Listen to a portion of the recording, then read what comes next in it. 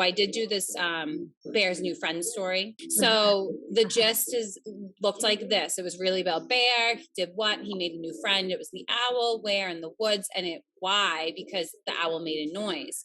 So when we went to go do the organizer for this, I did do 3 eyes in 3D, and they did so good. And we just took jot notes, and that made all the difference. But the kids really enjoy it because they say it helps them learn the story better.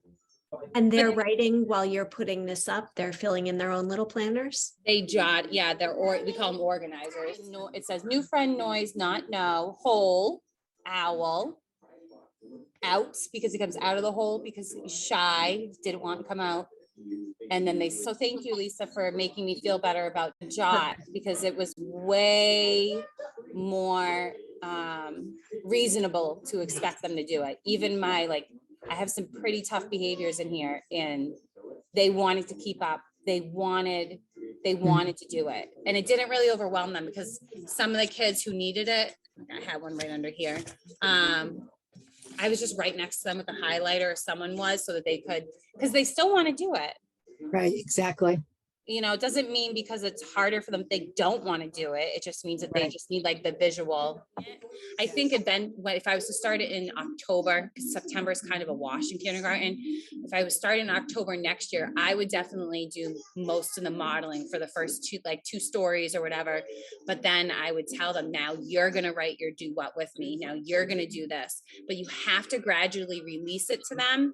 I think that needs to be the expectation. And that's something that, is important for K specifically, because if you say it's fine to model it for them all year, you're never releasing that, and you're never really knowing what they can do. Modeling is great, but they also need to be guided writing, not just always getting it modeled. So, and then this was just just a picture I took.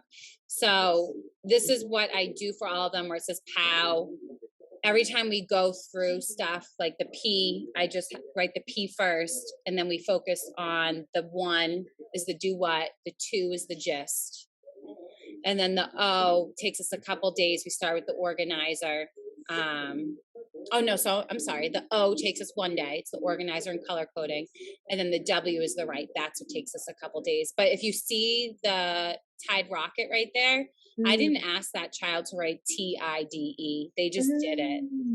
And then I said, I couldn't even believe it. And I was like, Ari, you wrote TIDE. T stands for, and she goes, topic. And then I said, good job. And then I said, do you remember what I stands for? The yellow. And she goes, information. And then I said, D stands for, and she said, detail. And then I said, E means stop. E is the end. And then most of them, since it was high praise for that child, so then a lot of them, they all went, TID, look, Miss Scant, look, Miss Scant. So I was like, guys, I'm so proud of you.